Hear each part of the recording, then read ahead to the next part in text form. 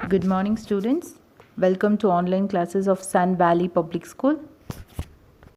Today's topic is Hindi, chapter number 5, Rashtra Kavi Subramanya Bharati. National poet Subramanya Bharati. Before reading the lesson, we will learn Shabdarth. Shabdarth word meaning Pratibhashali, talented. Sahitya Premi, lover of literature. Prashasa, application. Upadhi, title. Pratibha, talent. Layabadat, rhythmic. Pehnav, attire. Ojasvi, declamatory. Jagarana, awareness. Utkush, excellent. Paratantra, dependent. Achet, unconscious. Yogdan, contribution. Avishyamaraniya, unforgettable. Prashasaniya, admirable.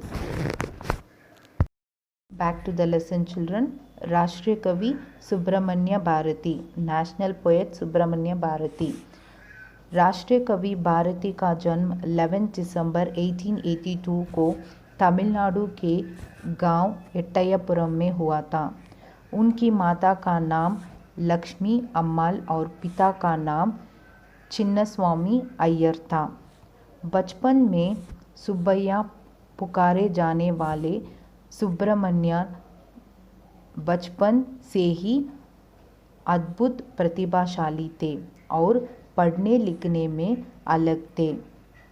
मात्र 7 वर्ष की अवस्था से ही उन्होंने कविता लिखना प्रारंभ कर दिया था।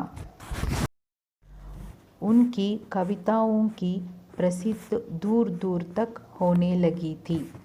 उनकी कविताओं की प्रशंसा सुनकर एट्टायापुरम के साहित्य प्रेमी राजा ने उन्हें संदेश भेजकर राज दरबार के कवि सम्मेलन में बुलाया।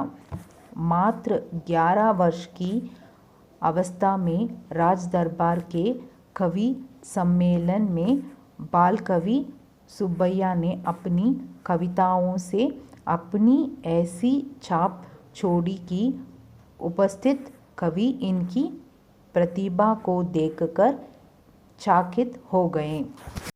Translation of the lesson, children. National poet Bharati was born on 11th December 1882 in the village Ettayapuram of Tamil Nadu. His mother's name was Lakshmi Ammal and father's name was Chinnaswamy Iyer, called Subbaiya in his childhood. Subramanya was talented since his childhood and was good in studies. He started writing poetry from the age of 7 years. His poems started to be famous far and wide. The king of Ettayapuram was a lover of literature, and when he heard about his poems, he sent for him to the royal court to attend a conference of poets. At the age of 11 years, child poet Subbaiya left such an impression of his poems in the conference of poets of all the royal court that all the poets present there were amazed to see Subramanya Bharati's talent. राजा ने सुब्बैया की अद्भुत कार्य प्रतिभा का सम्मान करते हुए उन्हें ज्ञान की देवी सरस्वती की उपाधि भारती से सम्मानित किया। यहाँ अपनी प्रतिभा का ही प्रभाव था कि उन्होंने बहुत कम समय में संगीत का भी अच्छा ज्ञान प्राप्त किया था। उनके संगीत ज्ञान की झलक अपनी लयबद्ध कविताओं में दिखाई देती थी। 1896 में उनका विवाह चेल्लम्मा के साथ हुआ। उनके विवाह के 1 वर्ष बाद ही पिता का देहांत हो गया। माँ पहले ही स्वर्ग सिधार चुकी थी। अंत परिवार की पूरी जिम्मेदारी सुब्रमण्यम पर आ गई। पढ़ाई के चिंता और घर की जिम्मेदारियों के चलते उन्होंने काशी जाने का विचार किया और ऊंचा शिक्षा के लिए काशी चले गए। यहाँ उन्होंने हिंदी संस्कृत का अध्ययन करते हुए प्रयाग विश्वविद्यालय से मैट्रिक की परीक्षा पास की। इस दौरान उनका लेखन कार्य जारी रहा। काशी का भारती के जीवन पर इतना गहरा प्रभाव पड़ा कि यहाँ रहते हुए उनका पहनाव कब बदल गया इसका उन्हें एहसास ही नहीं हुआ। बाद में यही वेशभूषा उनकी पहचान भी बन गई।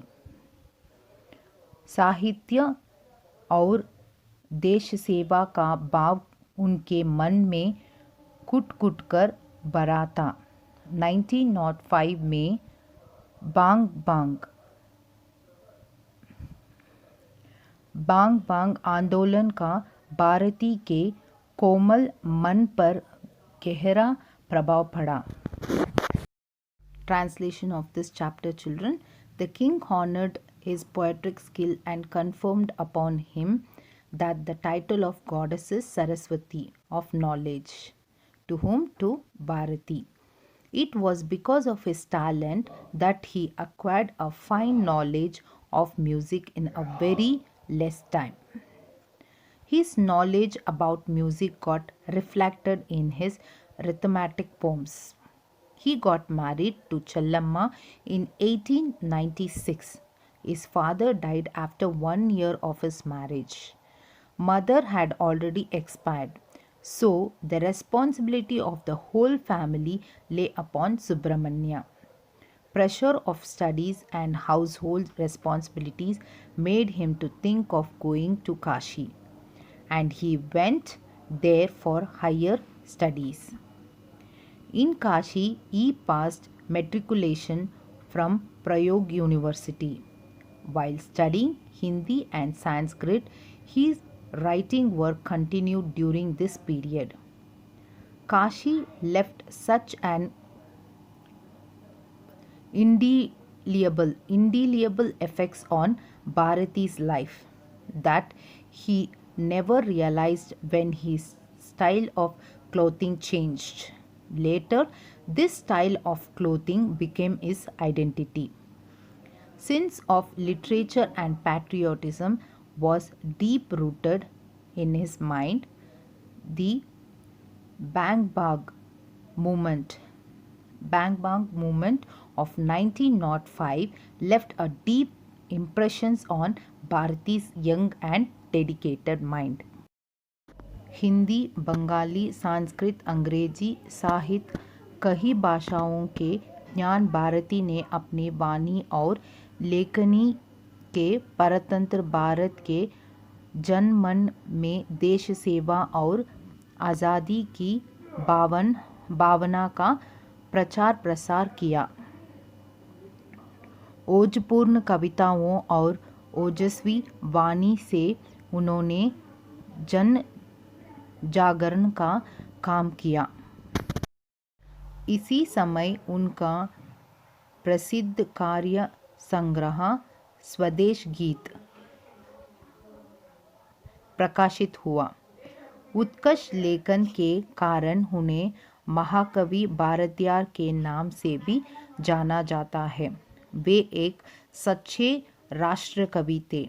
भारत माता के प्रति उनका स्नेह उनकी इन पंक्तियों में झलकता है। आओ गाए वंदे मातरम, भारत माँ की वंदन करें हम। परतंत्र भारत की परिस्थितियों से दुखी भारती 1919 में गांधी जी से मिले। एक सभा में दिए गए अपनी भाषण से गांधी जी इतने प्रभावित हुए कि उनकी प्रशासन किए बिना रह नहीं पाए। यही वह समय था जब भारती ने स्वदेश मित्रान के संपादन की जिम्मेदारी अपने ऊपर ले ली। अपनी संपादन प्रतिभा से वे औरों के लिए प्रेरणा बन गए। जुलाई 1921 में ऐसा घटना घटी जिससे सब शोक सागर में डूब गए। मंदिर में एक हाथी को भोजन देते हुए हाथी ने उन्हें सूंड में लपटकर इतने तेजी से जमीन पर पटका कि भारती अचेत हो गए। कुछ समय बाद सितंबर 1921 में उनका निधन हो गया। अपना छोटे से जीवन काल में राष्ट्रकवि भारती ने राष्ट्र सेवा के लिए जो योगदान दिया वह अविस्मरणीय और प्रशंसनीय है। Translation of this chapter: A scholar with knowledge of many languages like Hindi, Bengali, Sanskrit, English and many more, Bharati propagated a feeling of patriotism and freedom in the mind of the people. Dependent India. He awaked the country with his poems. At that time, his famous collection of poetry, Swadesh Geet, got published. He is also known as Great Poet Bharatiyar for his writings. He was a true national poet. The following lines reflects his love towards Mother India. Let's sing Vande Mataram, let's bow to Mother India. Being distressed to see the condition of the enslaved India, Bharati met Gandhiji in 1919.